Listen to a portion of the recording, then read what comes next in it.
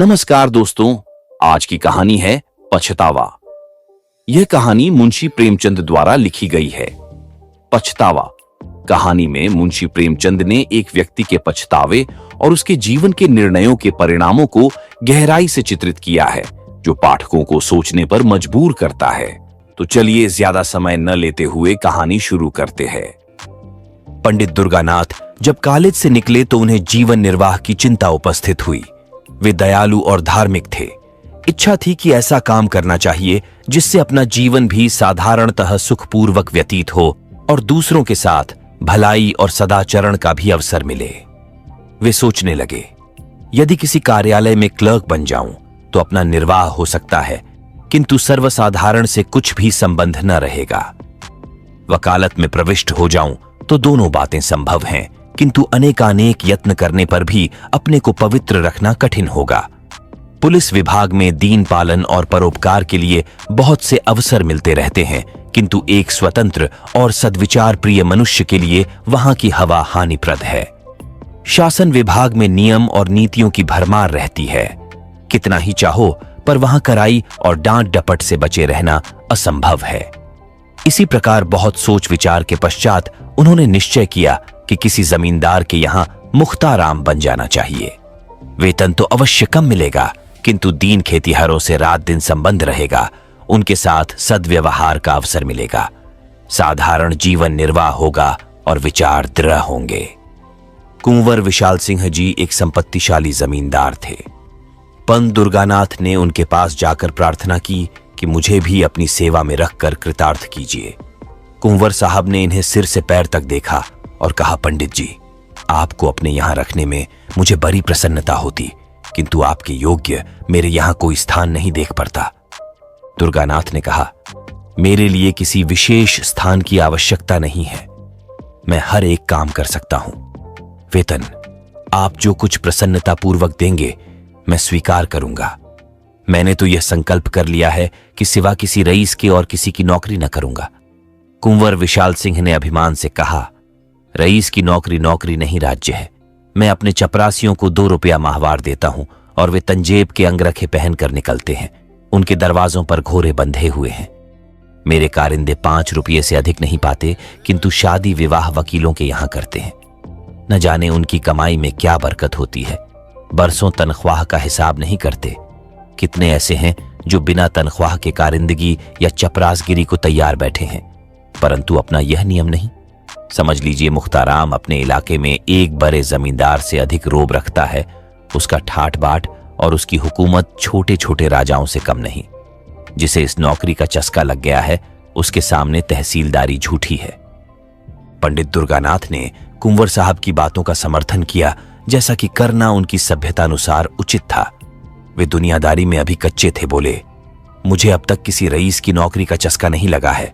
मैं तो अभी कॉलेज से निकला आता हूं और न मैं इन कारणों से नौकरी करना चाहता हूं जिनका कि आपने वर्णन किया, किंतु इतने कम वेतन में मेरा निर्वाह न होगा। आपके और नौकर असामियों का गला दबाते होंगे, मुझसे मरते समय तक ऐसे कार्य न होंगे। यदि सच्चे नौकर का सम्मान होना निश्चय है तो मुझे विश्वास है कि बहुत शीघ्र आप मुझसे प्रसन्न हो जाएंगे। कुंवर साहब ने बड़ी दृढ़ता से कहा, हां, यह तो निश्चय है कि सत्यवादी मनुष्य का आदर सब कहीं होता है, किंतु मेरे यहां तनख्वाह अधिक नहीं दी जाती। जमींदार के इस प्रतिष्ठा शून्य उत्तर को सुनकर पंडित जी कुछ खिन्न हृदय से बोले, तो फिर मजबूरी है।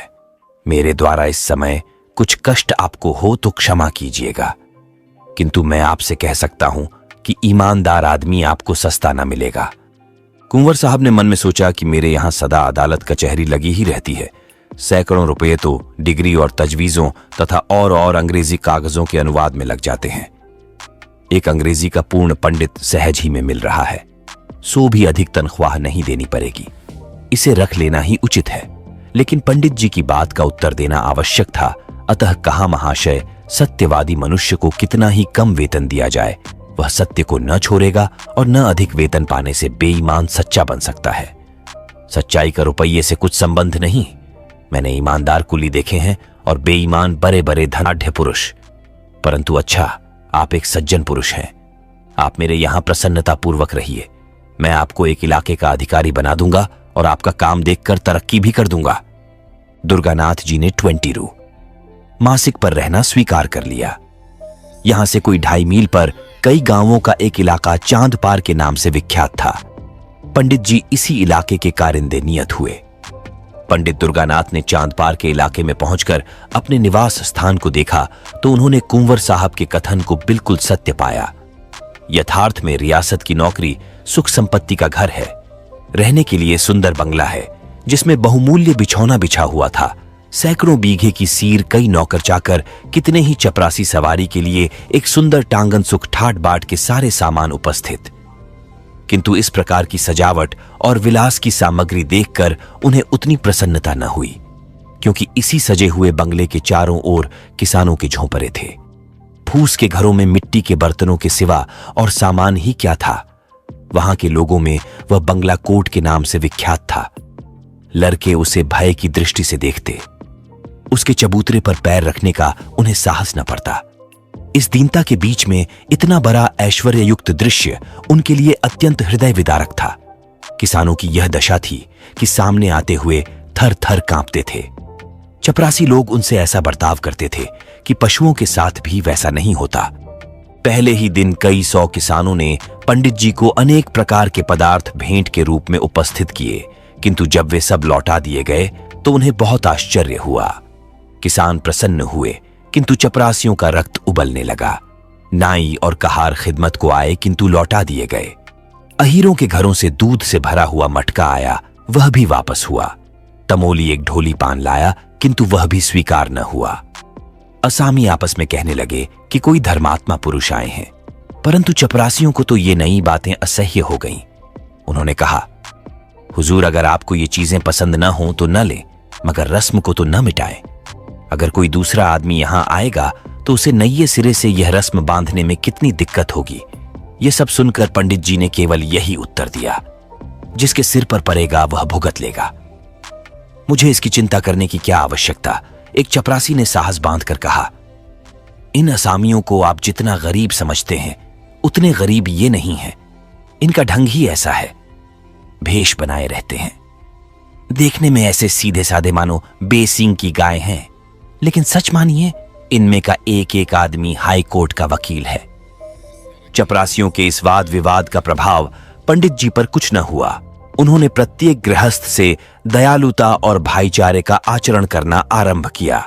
सवेरे से 8 बजे तक तो गरीबों को बिना दाम औषधियां देते, फिर हिसाब किताब का काम देखते।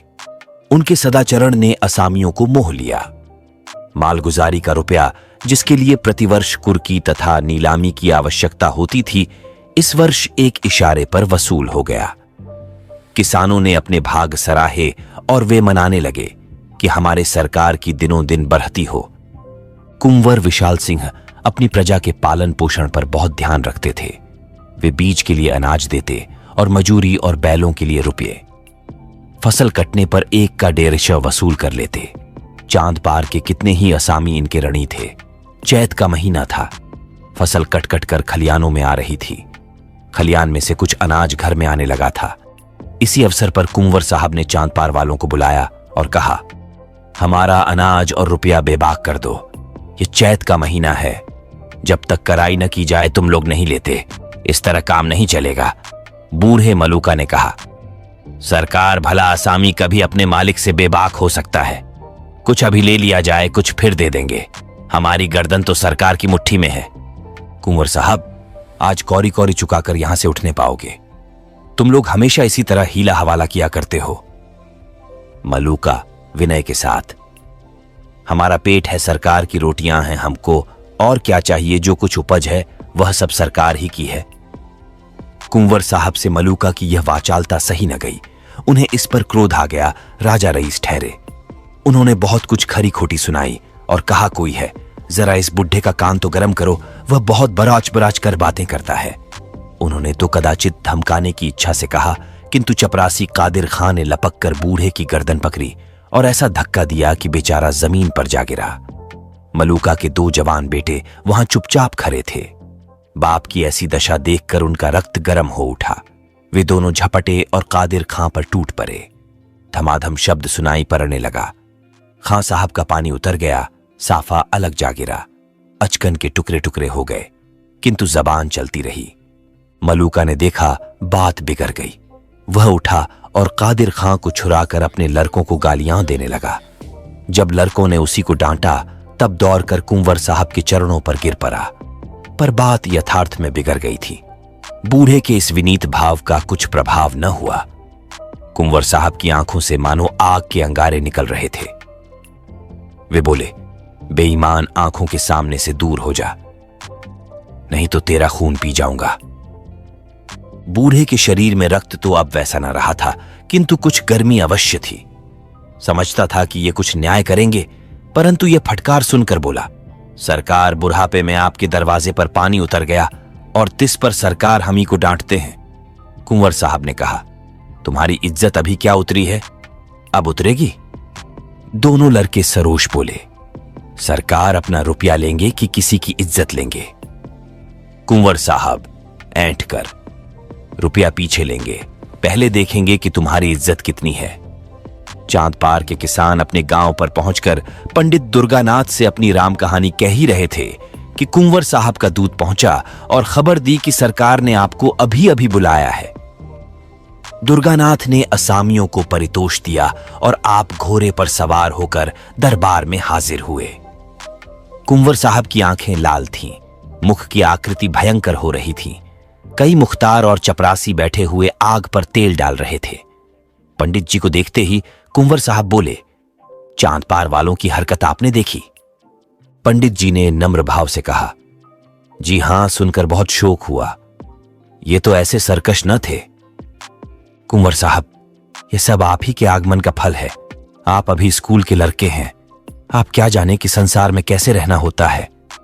यदि आपका बर्ताव असामियों के साथ ऐसा ही रहा तो फिर मैं जमींदारी कर चुका। यह सब आपकी करनी है। मैंने इसी दरवाजे पर असामियों को बांध बांध कर उल्टे लटका दिया है और किसी ने चूं तक न की। आज उनका यह साहस कि मेरे ही आदमी पर हाथ चलाएं। दुर्गानाथ कुछ दबते हुए, महाशय, इसमें मेरा क्या अपराध? मैंने तो जब से सुना है तभी से स्वयं सोच में पड़ा हूं। कुंवर साहब, आपका अपराध नहीं तो किसका है? आप ही ने तो इनको सिर चढ़ाया, बेगार बंद कर दी। आप ही उनके साथ भाईचारे का बर्ताव करते हैं, उनके साथ हंसी मजाक करते हैं। ये छोटे आदमी इस बर्ताव की कदर क्या जाने। किताबी बातें स्कूलों ही के लिए हैं, दुनिया के व्यवहार का कानून दूसरा है। अच्छा, जो हुआ सो हुआ। अब मैं चाहता हूं कि इन बदमाशों को इस सरकशी का मजा चखाया जाए। असामियों को आपने मालगुजारी की रसीदें तो नहीं दी हैं? दुर्गानाथ कुछ डरते हुए, जी नहीं, रसीदें तैयार हैं, लेकिन आपके हस्ताक्षरों की देर है। कुंवर साहब कुछ संतुष्ट होकर, यह बहुत अच्छा हुआ, शकुन अच्छे हैं। अब आप इन रसीदों को चिराग अली के सिपुर्द कीजिए। इन लोगों पर बकाया लगान की नालिश की जाएगी, फसल नीलाम कर लूंगा। जब भूखे मरेंगे तब सूझेगी। जो रुपया अब तक वसूल हो चुका है वह बीज और रण के खाते में चढ़ा लीजिए। आपको केवल यह गवाही देनी होगी कि यह रुपया मालगुजारी के मद में नहीं, कर्ज में वसूल हुआ है। बस। दुर्गानाथ चिंतित हो गए। सोचने लगे कि क्या यहां भी उसी आपत्ति का सामना करना पड़ेगा जिससे बचने के लिए इतने सोच विचार के बाद इस शांति कुटीर को ग्रहण किया था। क्या जानबूझकर इन गरीबों की गर्दन पर छुरी फेरूं, इसलिए कि मेरी नौकरी बनी रहे? नहीं, यह मुझसे न होगा। बोले, क्या मेरी शहादत बिना काम न चलेगा? कुंवर साहब क्रोध से, क्या इतना कहने में भी आपको कोई उज्र है? दुर्गानाथ द्विविधा में पड़े हुए, जी, यों तो मैंने आपका नमक खाया है। आपकी प्रत्येक आज्ञा का पालन करना मुझे उचित है, किंतु न्यायालय में मैंने गवाही नहीं दी है। संभव है कि यह कार्य मुझसे न हो सके, अतः मुझे तो क्षमा ही कर दिया जाए। कुंवर साहब शासन के ढंग से, यह काम आपको करना पड़ेगा, इसमें हां नहीं की कोई आवश्यकता नहीं। आग आपने लगाई है, बुझाएगा कौन? दुर्गानाथ दृढ़ता के साथ, मैं झूठ कदापि नहीं बोल सकता और न इस प्रकार की शहादत दे सकता हूं। कुंवर साहब कोमल शब्दों में, कृपा निधान, यह झूठ नहीं है। मैंने झूठ का व्यापार नहीं किया है। मैं यह नहीं कहता कि आप रुपये का वसूल होना अस्वीकार कर दीजिए। जब असामी मेरे ऋणी हैं तो मुझे अधिकार है कि चाहे रुपया ऋण की मद में वसूल करूं या मालगुजारी की मद में। यदि इतनी सी बात को आप झूठ समझते हैं तो आपकी जबरदस्ती है। अभी आपने संसार देखा नहीं। ऐसी सच्चाई के लिए संसार में स्थान नहीं। आप मेरे यहां नौकरी कर रहे हैं। इस सेवक धर्म पर विचार कीजिए। आप शिक्षित और होनहार पुरुष हैं। अभी आपको संसार में बहुत दिन तक रहना है और बहुत काम करना है। अभी से आप यह धर्म और सत्यता धारण करेंगे तो अपने जीवन में आपको विपत्ति और निराशा के सिवा और कुछ प्राप्त न होगा। सत्य प्रियता अवश्य उत्तम वस्तु है, किंतु उसकी भी सीमा है। अति सर्वत्र वर्जयेत। अब अधिक सोच विचार की आवश्यकता नहीं। यह अवसर ऐसा ही है।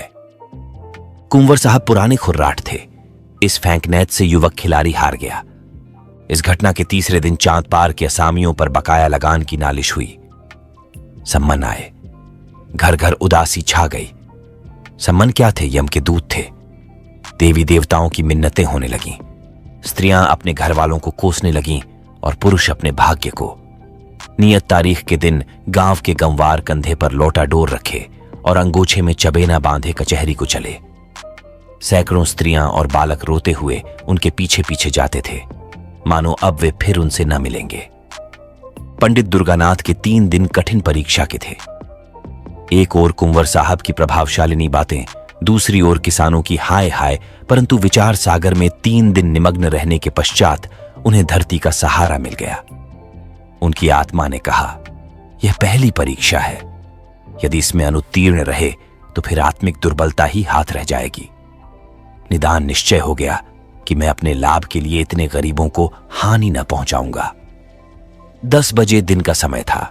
न्यायालय के सामने मेला सा लगा हुआ था। जहां तहां श्याम वस्त्र छादित देवताओं की पूजा हो रही थी। चांद पार के किसान झुंड के झुंड एक पैर के नीचे आकर बैठे। उनसे कुछ दूर पर कुंवर साहब के मुख्ताराम सिपाहियों और गवाहों की भीड़ थी। ये लोग अत्यंत विनोद में थे। जिस प्रकार मछलियां पानी में पहुंचकर किलोलें करती हैं, उसी भांति ये लोग भी आनंद में चूर थे। कोई पान खा रहा था, कोई हलवाई की दुकान से पूरियों की पत्तल लिए चला आता था। उधर बेचारे किसान पैर के नीचे चुपचाप उदास बैठे थे कि आज न जाने क्या होगा, कौन आफत आएगी। भगवान का भरोसा है। मुकदमे की पेशी हुई। कुंवर साहब की ओर के गवाह गवाही देने लगे कि असामी बड़े सरकश हैं। जब लगान मांगा जाता है तो लड़ाई झगड़े पर तैयार हो जाते हैं। अब की इन्होंने एक कौरी भी नहीं दी। कादिर खां ने रोकर अपने सिर की चोट दिखाई। सबसे पीछे पंडित दुर्गानाथ की पुकार हुई। उन्हीं के बयान पर निपटारा होना था। वकील साहब ने उन्हें खूब तोते की भांति पढ़ा रखा था, किंतु उनके मुख से पहला वाक्य निकला ही था कि मैजिस्ट्रेट ने उनकी ओर तीव्र दृष्टि से देखा। वकील साहब बगलें झांकने लगे। मुख्ताराम ने उनकी ओर घूर कर देखा। अहलमद पेशकार आदि सबके सब उनकी ओर आश्चर्य की दृष्टि से देखने लगे। न्यायाधीश ने तीव्र स्वर से कहा, तुम जानते हो कि मैजिस्ट्रेट के सामने खड़े हो। दुर्गानाथ जी, हां, भली भांति जानता हूं। न्याया, तुम्हारे ऊपर असत्य भाषण का अभियोग लगाया जा सकता है। दुर्गानाथ, अवश्य, यदि मेरा कथन झूठा हो। वकील ने कहा, जान पड़ता है किसानों के दूध घी और भेंट आदि ने यह काया पलट कर दी है। और न्यायाधीश की ओर सार्थक दृष्टि से देखा। दुर्गानाथ, आपको इन वस्तुओं का अधिक तजुर्बा होगा। मुझे तो अपनी रूखी रोटियां ही अधिक प्यारी हैं। न्यायाधीश, तो इन असामियों ने सब रुपया बेबाक कर दिया है। दुर्गानाथ जी, हां, इनके जिम्मे लगान की एक कौरी भी बाकी नहीं है। न्यायाधीश, रसीदें क्यों नहीं दी? दुर्गानाथ, मेरे मालिक की आज्ञा। मैजिस्ट्रेट ने नालिशें डिसमिस कर दी। कुंवर साहब को ज्यों ही इस पराजय की खबर मिली, उनके कोप की मात्र सीमा से बाहर हो गई। उन्होंने पंडित दुर्गानाथ को सैकड़ों कुवाक्य कहे, नम का हराम, विश्वासघाती दुष्ट। मैंने उसका कितना आदर किया, किंतु कुत्ते की पूंछ कहीं सीधी हो सकती है। अंत में विश्वासघात कर ही गया। यह अच्छा हुआ कि पंत दुर्गानाथ मैजिस्ट्रेट का फैसला सुनते ही मुख्ताराम को कुंजियां और कागज पत्र सुपुर्द कर चलते हुए। नहीं तो उन्हें इस कार्य के फल में कुछ दिन हल्दी और गुड़ पीने की आवश्यकता पड़ती। कुंवर साहब का लेन देन विशेष अधिक था। चांद पार बहुत बड़ा इलाका था। वहां के असामियों पर कई 100 रुपये बाकी थे। उन्हें विश्वास हो गया कि अब रुपया डूब जाएगा। वसूल होने की कोई आशा नहीं। इस पंडित ने असामियों को बिल्कुल बिगाड़ दिया। अब उन्हें मेरा क्या डर, अपने कारिंदों और मंत्रियों से सम्मति ली। उन्होंने भी यही कहा, अब वसूल होने की कोई सूरत नहीं। कागजात न्यायालय में पेश किए जाएं तो इनकम टैक्स लग जाएगा, किंतु रुपया वसूल होना कठिन है। उजरदारियां होंगी, कहीं हिसाब में कोई भूल निकल आई तो रही सही साख भी जाती रहेगी और दूसरे इलाकों का रुपया भी मारा जाएगा। दूसरे दिन कुंवर साहब पूजा पाठ से निश्चिंत हो अपने चौपाल में बैठे तो क्या देखते हैं कि चांद पार के असामी झुंड के झुंड चले आ रहे हैं। उन्हें यह देखकर भय हुआ कि कहीं ये सब कुछ उपद्रव तो न करेंगे, किंतु किसी के हाथ में एक छरी तक न थी। मलूका आगे आगे आता था। उसने दूर ही से झुककर वंदना की। ठाकुर साहब को ऐसा आश्चर्य हुआ मानो वे कोई स्वप्न देख रहे हों। मलूका ने सामने आकर विनयपूर्वक कहा, सरकार, हम लोगों से जो कुछ भूल चूक हुई हो उसे क्षमा किया जाए। हम लोग सब हुजूर के चाकर हैं, सरकार ने हमको पाला पोसा है, अब भी हमारे ऊपर यही निगाह रहे। कुंवर साहब का उत्साह बढ़ा। समझे कि पंडित के चले जाने से इन सबों के होश ठिकाने हुए हैं। आज किसका सहारा लेंगे? उसी खुर्राट ने इन सबों को बहका दिया था। करक कर बोले, वे तुम्हारे सहायक पंडित कहां गए? वे आ जाते तो जरा उनकी खबर ली जाती। यह सुनकर मलूका की आंखों में आंसू भर आए। वह बोला, सरकार, उनको कुछ न कहें, वे आदमी नहीं देवता थे। जवानी की सौगंध है जो उन्होंने आपकी कोई निंदा की हो। वे बेचारे तो हम लोगों को बार बार समझाते थे कि देखो, मालिक से बिगाड़ करना अच्छी बात नहीं। हमसे कभी एक लोटा पानी के रवादार नहीं हुए। चलते चलते हमसे कह गए कि मालिक का जो कुछ तुम्हारे जिम्मे निकले चुका देना। आप हमारे मालिक हैं, हमने आपका बहुत खाया पिया है। अब हमारी यही विनती सरकार से है कि हमारा हिसाब किताब देखकर जो कुछ हमारे ऊपर निकले बताया जाए। हम एक एक कौड़ी चुका देंगे, तब पानी पिएंगे। कुंवर साहब प्रसन्न हो गए।